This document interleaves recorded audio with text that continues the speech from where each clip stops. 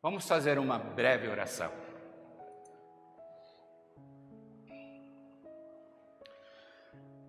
Como é bom, Senhor, voltar à tua casa. Obrigado, meu Deus e Pai, pelo perdão dos meus pecados, concedido por graça e amor do Salvador Jesus. Que o teu Santo Espírito abra o meu coração para que nele a tua palavra penetre e ali permaneça, sendo lâmpada para os meus pés e luz para os meus caminhos. Amém. Podem sentar.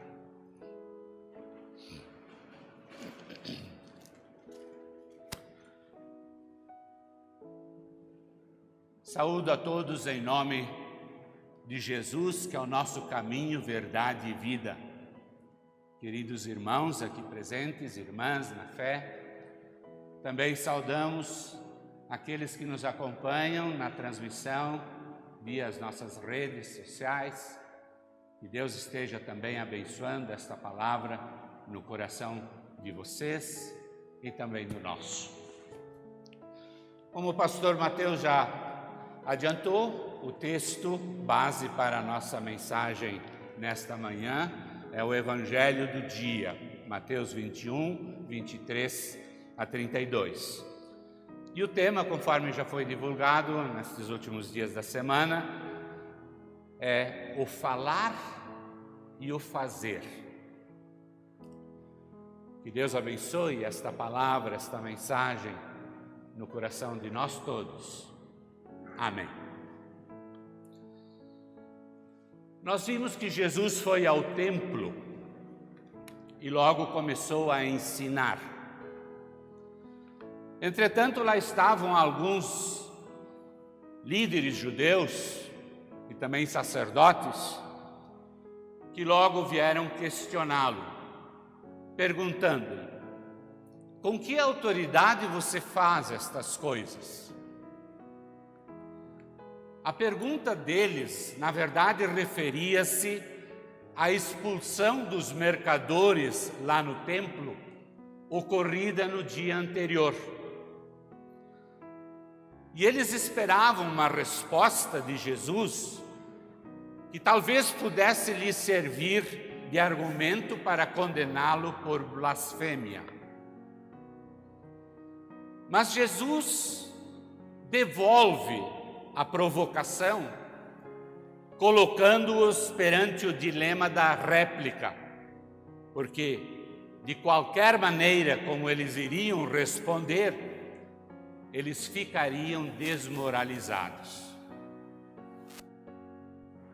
É que os sacerdotes e os anciãos não acreditavam em Jesus, mas o povo, por sua vez, considerava Jesus um profeta, qual João Batista. Os pecadores mais desprezados pela sociedade e pela igreja da época estavam considerando Jesus como o Salvador que lhes outorgava o perdão dos pecados, ao passo que os próprios sacerdotes, os próprios dirigentes eclesiásticos não o faziam, embora serem aquelas pessoas que mais conheciam as Escrituras. O Salvador Jesus, porém, não se detinha a dar satisfação àqueles que duvidavam da sua origem divina. Ele tinha plena consciência da sua autoridade como Filho de Deus e como um enviado na missão de resgatar a humanidade. E então ele aproveitava todos os momentos de qualquer tempo para abrir os olhos das pessoas, não apenas com pregações, mas também com ações.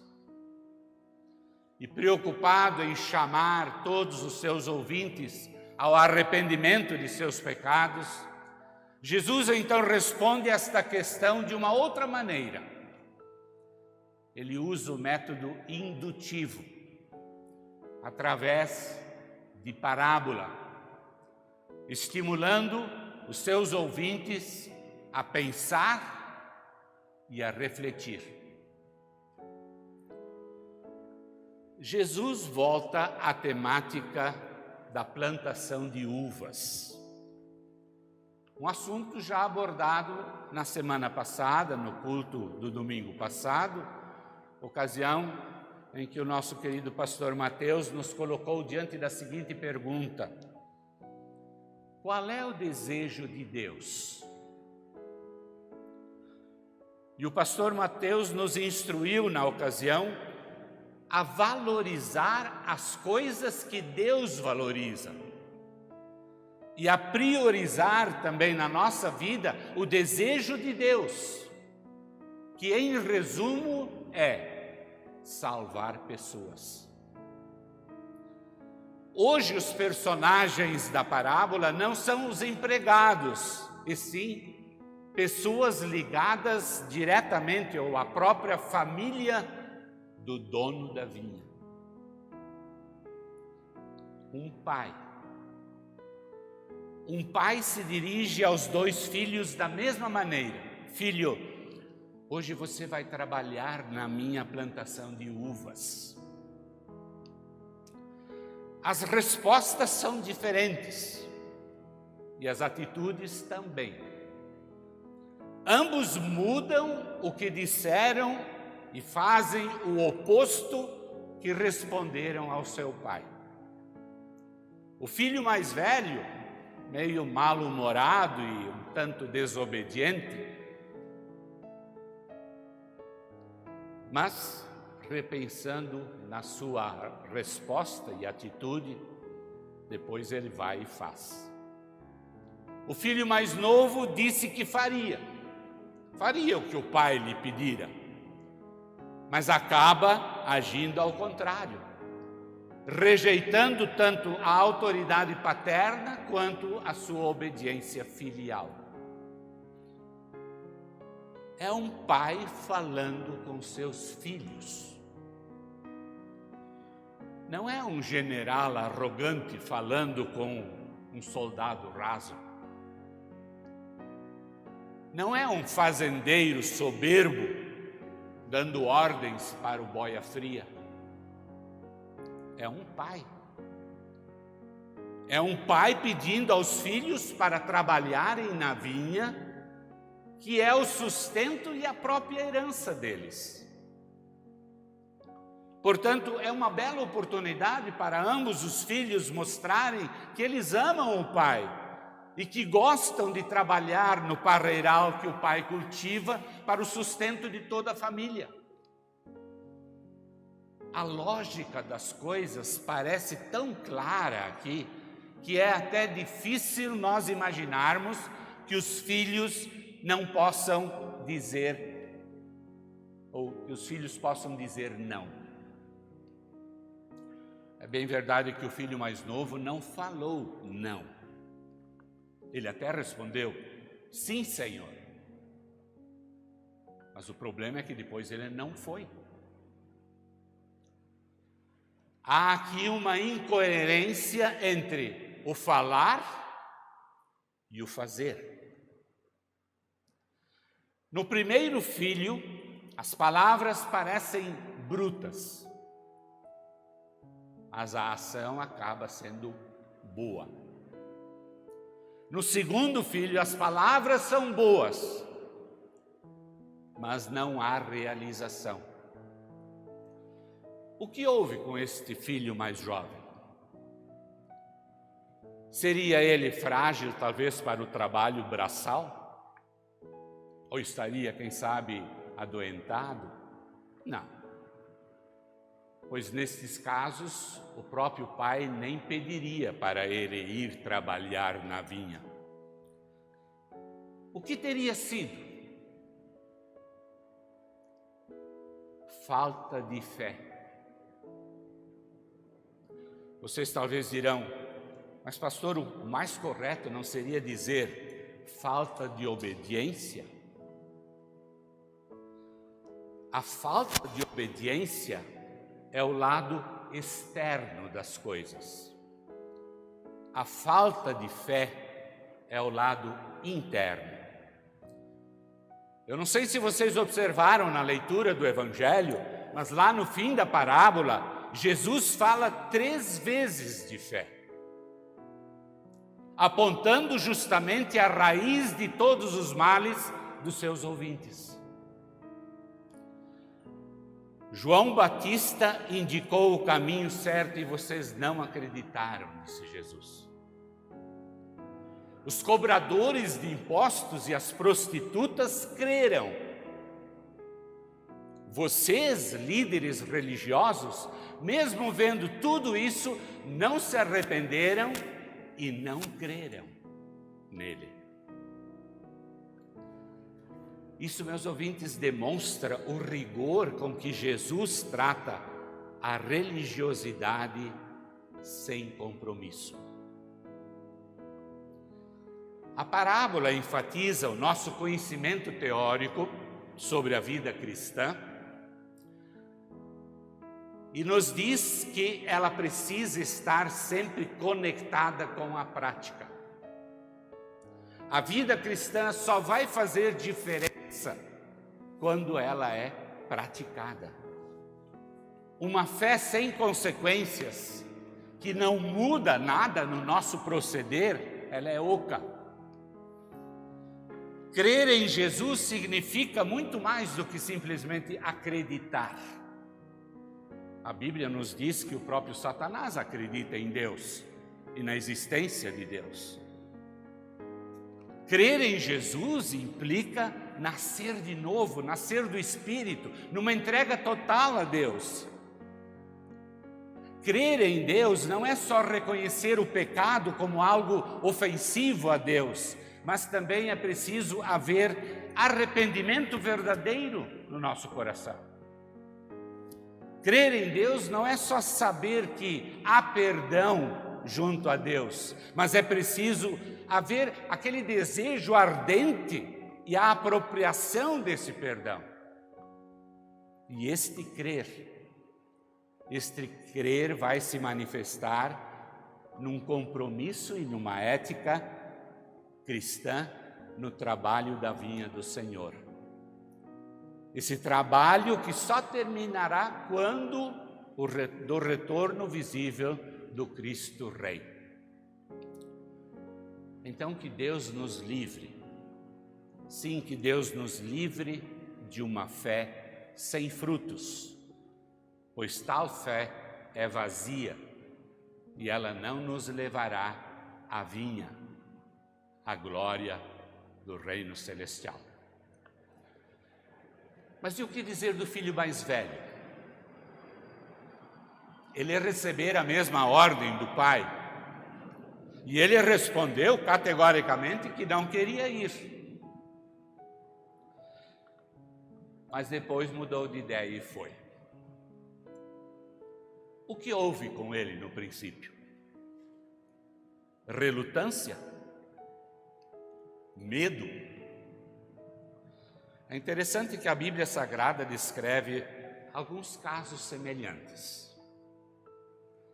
Moisés, por exemplo, quando Deus o convocou para enfrentar Faraó e a liderar o povo de Israel da escravidão egípcia em direção à terra prometida, Moisés procurou esquivar-se, afirmando diante de Deus que ele era muito atrapalhado na fala, não sabia falar muito bem. Então, Deus era para servir-se de uma outra pessoa. Jeremias, quando Deus constituiu ele como profeta perante as nações da época, ele também quis cair fora, dizendo que ele era jovem demais para assumir tamanha tarefa. Jonas foi outro que tentou fugir dos compromissos que Deus lhe incumbira a fazer lá na cidade de Nínive. E Paulo no princípio não só deixou de ir à vinha, mas ele foi arrancando as parreiras, isto é, perseguindo os cristãos. Meus ouvintes, estes exemplos evidenciam que a resistência do coração humano ao amável convite de Deus é algo natural, porque a nossa natureza humana é rebelde desde o início. Desde aquela revolta original, lá no Jardim do Éden, não se pode esconder esta verdade. Mas agora, queridos ouvintes, vamos atentar para algo maravilhoso. O pai, aquele pai, ele não se impacienta com o filho diante dessa resposta: eu não quero ir. Ele não se impacienta diante do não do seu filho. O pai não age ali como um patrão poderoso que de repente já despede o trabalhador faltoso, não. Mas ele age como um pai misericordioso, um pai amoroso, um pai que espera o arrependimento do seu filho e o engajamento deste filho amado na obra. Na vida de Moisés, Jeremias, Jonas, Deus também manifestou o seu imenso amor, transformando estes servos a princípio rebeldes em filhos obedientes, o que mais tarde aconteceu igualmente com o apóstolo Paulo. Todos eles, após se arrependerem, assumiram as suas tarefas com disposição e coragem e trabalharam na vinha do Senhor até o último dos seus dias de vida. Jesus deixa bem claro aqui que palavra e ação devem caminhar de mãos dadas. A ordem do Senhor é: vai trabalhar. E apto para o trabalho está todo aquele que passa pelo arrependimento, todo aquele que reconhece o seu mau comportamento, os seus erros, os seus pecados, e então descobre que está no perdão divino, através de Jesus. E isto cria nele uma nova condição de vida. Esta sua disposição de servir agora será o resultado desta nova vida em Cristo.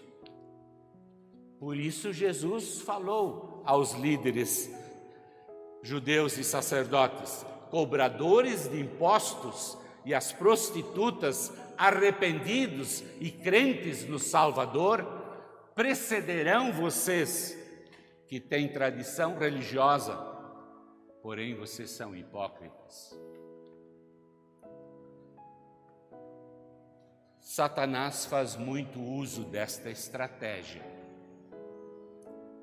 Ele tenta os cristãos a olhar para uma direção oposta à de Jesus. O comportamento que o diabo gosta é justamente a atitude do filho que disse: eu vou, mas acabou não indo. Quanta gente já se ajoelhou no altar de uma igreja dizendo: sim, eu vou, e depois se esqueceu do prometido? Quantos pais e quantas mães no batizado dos seus filhos prometeram criá-los cristamente, mas depois não cumpriram? Quantas vezes nós também já cantamos: ó Jesus bendito, quero te servir, pelos teus caminhos faze-me seguir. Mas não é bem isso que praticamos na vida diária? Os frutos do pecado também estão no nosso proceder. Então, lembremos-nos da correção que o filho mais velho demonstrou. Ele reconheceu o seu erro, arrependeu-se e foi. E na vinha do Senhor há lugar para toda a gente. Todos são chamados, sem exceção. Aqueles que se arrependerem de suas atitudes injustas e crerem na graça de Deus e no perdão conquistado por Jesus Cristo, estes entrarão no reino.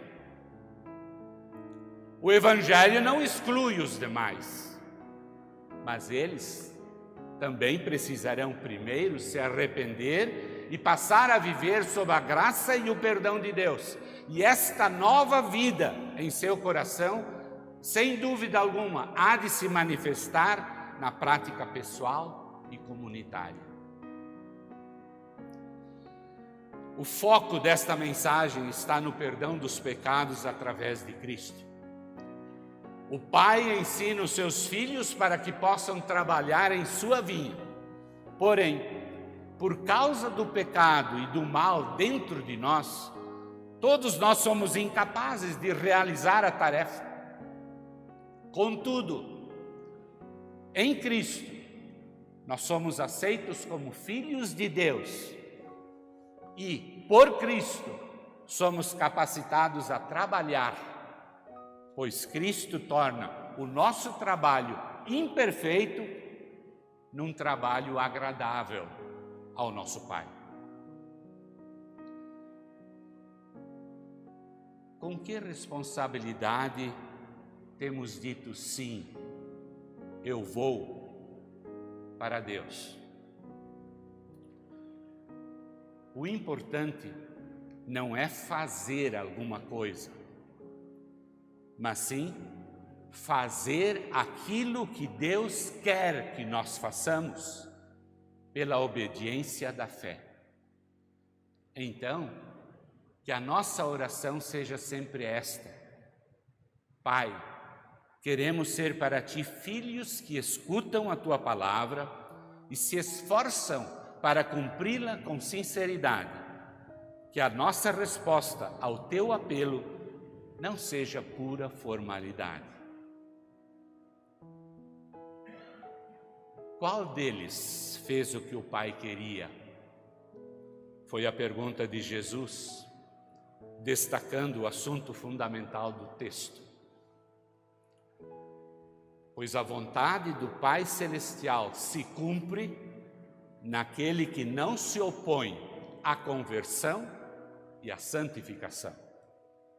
E tal verdade foi dita pelo próprio Salvador Jesus e registrada no Evangelho de João, capítulo 6, versículo 40, onde lemos: Disse Jesus: a vontade do meu Pai é que todos aqueles que veem o Filho e creem nele tenham a vida eterna.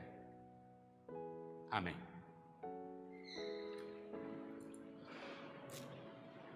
E a paz de Deus, que excede todo humano entendimento, guarde os nossos corações e mentes em Cristo Jesus para a vida eterna.